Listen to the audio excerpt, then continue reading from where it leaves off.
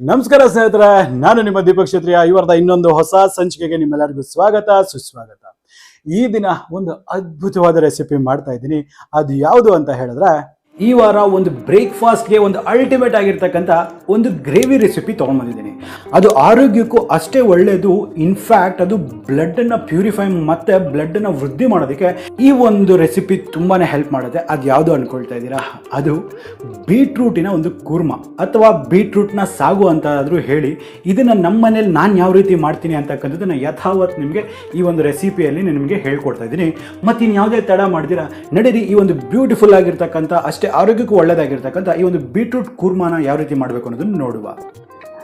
ನಮಸ್ಕಾರ. ನೀವೇನಾದರೂ ನಮ್ಮ ಚಾನಲ್ಗೆ ಮೊದಲನೇ ಸಲ ಬಂದಿದ್ದರೆ ಮರೀದಿರಾ ನಮ್ಮ ಚಾನಲ್ನ ಸಬ್ಸ್ಕ್ರೈಬ್ ಮಾಡ್ಕೊಳ್ಳಿ. ಹಾಗೆ ಪಕ್ಕದಲ್ಲಿ ಒಂದು ಬೆಲ್ ಐಕಾನ್ ಇರುತ್ತಲ್ಲ, ಅದನ್ನು ಟಚ್ ಮಾಡಿಬಿಟ್ಟು ನೋಟಿಫಿಕೇಶನ್ಸ್ನ ಆಲ್ ಆನ್ ಮಾಡ್ಕೊಳ್ಳಿ. ಯಾಕಂದರೆ ನಾನು ಪ್ರತಿ ಸಲ ಈ ಥರ ಅದ್ಭುತವಾದ ಅಡುಗೆಗಳು ಮತ್ತು ಖಾದ್ಯಗಳ ಒಂದು ರೆಸಿಪಿ ವಿಡಿಯೋಸ್ನ ತೊಗೊಂಡು ಬರ್ತಾ ಇರ್ತೀನಿ. Thank you.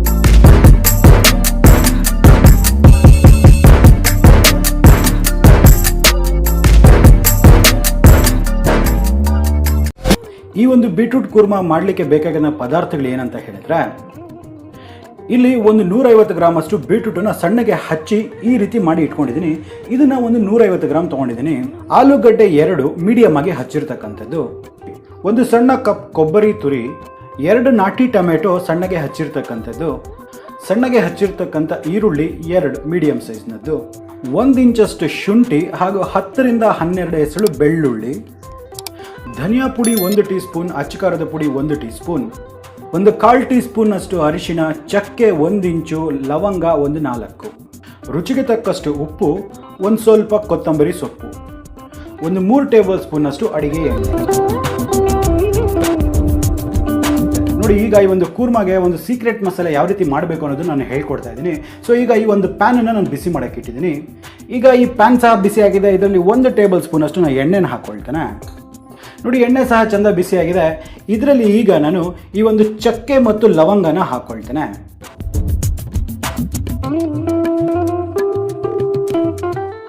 ಹಾಗೆ ಇದರಲ್ಲಿ ಸ್ವಲ್ಪ ಶುಂಠಿ,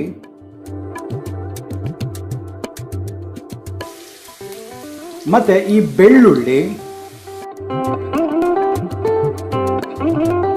ಇದನ್ನೆಲ್ಲ ಸ್ವಲ್ಪ ಹೊತ್ತು ಎಣ್ಣೆಯಲ್ಲಿ ಸ್ವಲ್ಪ ಸಾಟೆ ಮಾಡ್ತೇನೆ.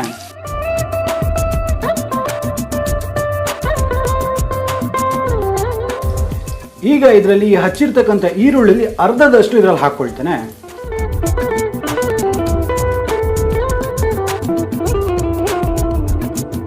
ಈಗ ಈರುಳ್ಳಿ ಎಲ್ಲ ಸ್ವಲ್ಪ ಕಂದು ಬಣ್ಣಕ್ಕೆ ಬರಬೇಕು, ಅಲ್ಲಿವರೆಗೂ ನಾವು ಇದನ್ನ ಹುರಿಯುವ.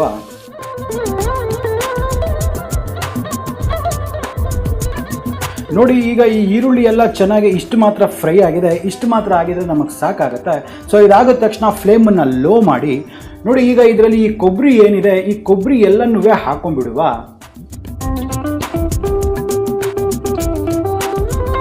ಹಾಗೆ ಇದರಲ್ಲಿ ಅರ್ಧದಷ್ಟು ಕೊತ್ತಂಬರಿ ಸೊಪ್ಪನ್ನು ಸಹ ಇದರಲ್ಲಿ ಹಾಕೊಳ್ಳುವ. ಸೊ ಈಗ ಇದನ್ನ ಒಂದ್ಸತಿ ಚೆನ್ನಾಗಿ ಒಂದ್ಸತಿ ಮಿಕ್ಸ್ ಮಾಡೋಣ.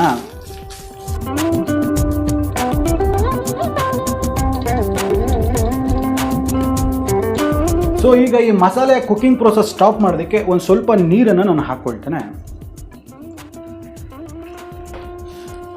ಸೊ ಈಗ ಈ ಮಸಾಲೆ ಏನಿದೆ ಇದು ರೆಡಿ ಆಗಿದೆ. ಇದನ್ನು ಕಂಪ್ಲೀಟಾಗಿ ತಣ್ಣಗಾದ ನಂತರ ಮಿಕ್ಸಿಲಿ ಹಾಕಿಬಿಟ್ಟು ಒಂದು ಫೈನ್ ಪೇಸ್ಟ್ ಆಗಿ ಮಾಡಿಕೊಂಡು ಬರುವ.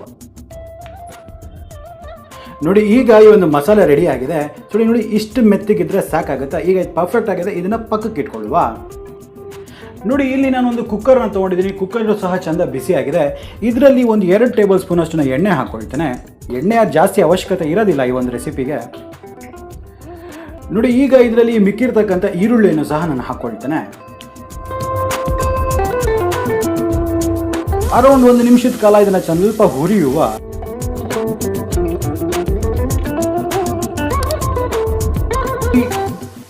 ಈಗ ಈ ಒಂದು ಟೊಮೆಟೊ ಹಚ್ಚಿರ್ತಕ್ಕಂಥ ಟೊಮೆಟೊನು ಸಹ ಹಾಕ್ಕೊಳ್ತೇನೆ. ಈಗ ಈ ಟೊಮೆಟೊ ಎಲ್ಲ ಸ್ವಲ್ಪ ಸಾಫ್ಟ್ ಆಗಬೇಕು, ಅಲ್ಲಿವರೆಗೂ ನಾವು ಇದನ್ನ ಹೈ ಫ್ಲೇಮಲ್ಲೇ ಹುರಿಯುವ.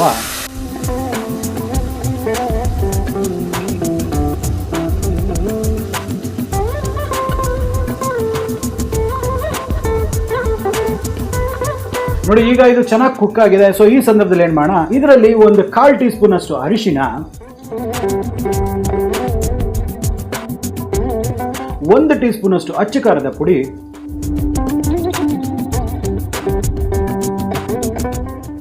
1 ಟೀ ಸ್ಪೂನ್ ಅಷ್ಟು ಧನಿಯಾ ಪುಡಿ,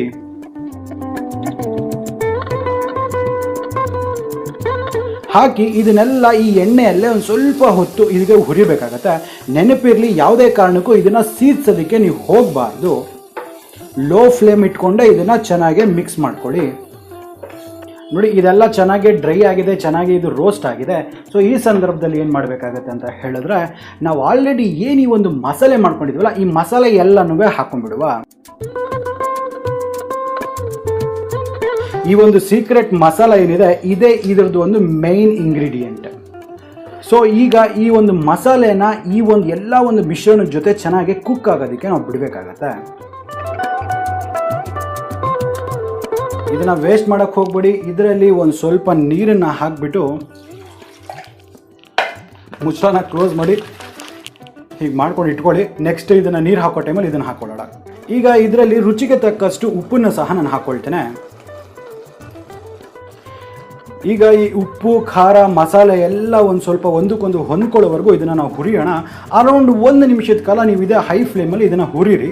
ಬಟ್ ನೆನ್ಪಿಟ್ಕೊಳ್ಳಿ, ಯಾವುದೇ ಕಾರಣಕ್ಕೂ ತಳನ ಹಿಡಿಬಾರ್ದು. ಆ ರೀತಿ ಸ್ವಲ್ಪ ಮಿಕ್ಸ್ ಮಾಡ್ಕೊಳ್ತಾ ಇರಿ. ನೋಡಿ, ಈಗ ಮಸಾಲೆ ಎಲ್ಲ ಚೆಂದ ಕುದೀತಾ ಇದೆ. ಈಗ ಇದರಲ್ಲಿ ಹಚ್ಚಿರ್ತಕ್ಕಂಥ ಆಲೂಗಡ್ಡೆನ ಹಾಕ್ಕೊಳ್ಳುವ.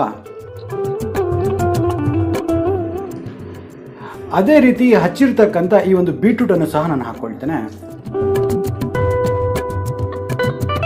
ಸೊ ಈಗ ಎಲ್ಲನೂ ಒಂದಕ್ಕೊಂದು ಹೊಂದ್ಕೊಳ್ಳೋ ಹಾಗೆ ಚೆನ್ನಾಗಿ ಮಿಕ್ಸ್ ಮಾಡೋಣ.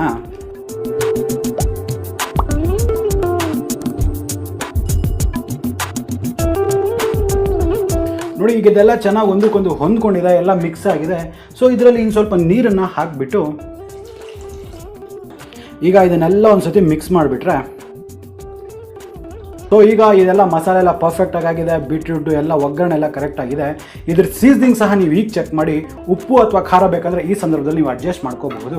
ಸೊ ಈಗೆಲ್ಲ ರೆಡಿ ಆಗಿದೆ. ಈಗ ಏನು ಮಾಡ್ತೀನಿ ಅಂತ ಹೇಳಿದ್ರೆ, ನಾನು ಈ ಲಿಡ್ಡನ್ನು ಕ್ಲೋಸ್ ಮಾಡ್ಕೊಳ್ತೇನೆ. ಈ ಲಿಡ್ಡನ್ನು ಕ್ಲೋಸ್ ಮಾಡಿಬಿಟ್ಟು ಒಂದು 3 ವಿಜಿಲ್ ಬರೋದಕ್ಕೆ ಬಿಡ್ತೇನೆ.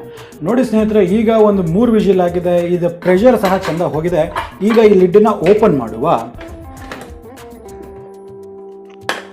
ಆಹಾ, ನೀವು ನೋಡ್ತಿರ್ಬೋದು ಎಷ್ಟು ಅದ್ಭುತವಾಗಿ ಇದಾಗಿದೆ ಅಂದ್ಬಿಟ್ಟು.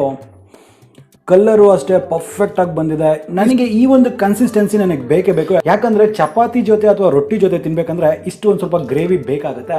ನೀವು ಬೇಕಂದ್ರೆ ಇನ್ನು ಸ್ವಲ್ಪ ಗಟ್ಟಿ ಬೇಕಾದರೂ ನೀವು ಮಾಡ್ಕೋಬಹುದು. ನೋಡ್ತಿದ್ದೀರಲ್ವಾ ಎಷ್ಟು ಅದ್ಭುತವಾಗಿ ಇದು ಬಂದಿದೆ ಅಂದ್ಬಿಟ್ಟು. ಈ ಒಂದು ಬೀಟ್ರೂಟ್ ಏನಿದೆ ಆರೋಗ್ಯಕ್ಕಂತೂ ತುಂಬಾನೇ ಒಳ್ಳೆಯದು. ಎಸ್ಪೆಷಲಿ ಯಾರಿಗೆ ಸ್ವಲ್ಪ ರಕ್ತ ಕಮ್ಮಿ ಇರುತ್ತೆ ಅಥವಾ ಅನಿಮಿಕ್ ಇರ್ತಾರೆ ಅವ್ರಿಗಂತೂ ಇದು ತುಂಬಾನೇ ಉತ್ತಮ. ಒಂದಲ್ಲ ಒಂದು ರೀತಿಯಲ್ಲಿ ಈ ಬೀಟ್ರೂಟ್ ಅನ್ನ ನಿಮ್ಮ ಡಯಟ್ ಅಲ್ಲಿ ಇದನ್ನ ಅಳವಡಿಸ್ಕೊಳ್ಳಿ. ನಿಮಗೆ ಆರೋಗ್ಯಕ್ಕೆ ತುಂಬಾನೇ ಒಳ್ಳೆಯದಾಗುತ್ತೆ. ಹಾಗಾದ್ರೆ ನಂಗನ್ಸುತ್ತೆ ನಿಮಗೆ ವಿಡಿಯೋ ಇಷ್ಟ ಆಗಿದೆ ಅಂದ್ಬಿಟ್ಟು. ಇಷ್ಟ ಆಗಿದ್ರೆ ನಮ್ಮ ಚಾನಲ್ನ ಸಬ್ಸ್ಕ್ರೈಬ್ ಮಾಡ್ಕೊಳ್ಳೋದನ್ನ ಮರಿಬೇಡಿ. ಪಕ್ಕದಲ್ಲಿ ಒಂದು ಬೆಲ್ ಐಕಾನ್ ಇರುತ್ತೆ, ಬೆಲ್ ಐಕಾನ್ ಟಚ್ ಮಾಡಿಬಿಟ್ಟು ನೋಟಿಫಿಕೇಶನ್ಸ್ನ ಆಲ್ ಮಾಡಿ ಹಾಕ್ತಾನೆ, ನಮ್ಮೆಲ್ಲ ಅಪ್ಡೇಟ್ಸು ಸಿಗ್ತವೆ. ಹಾಗೆ ನನ್ನ ಇನ್ಸ್ಟಾಗ್ರಾಮ್ ಮತ್ತು ಫೇಸ್ಬುಕ್ ಪೇಜ್ ಇದೆ, ಅದನ್ನು ಸಹ ಲೈಕ್ ಮಾಡಿಬಿಡಿ. ಕೆಲಸ ಅದು ಆಗ್ಬಿಡುತ್ತೆ. ಇದೆಲ್ಲ ಫ್ರೀನಪ್ಪ. ಮತ್ತೆ ಹಾಗಾದ್ರೆ ಇನ್ನೊಂದು ಸಂಚಿಕೆಯಲ್ಲಿ ಮತ್ತೆ ಭೇಟಿ ಆಗೋಣ. ಅಲ್ಲಿವರೆಗೂ ನಾನು ದೀಪಕ್ ಕ್ಷತ್ರಿಯ ಸೈನಿಂಗ್ ಆಫ್ ಅಂಡ್ ಜೈ ಹಿಂದ್, ಜೈ ಕರ್ನಾಟಕ, ನಮಸ್ಕಾರ.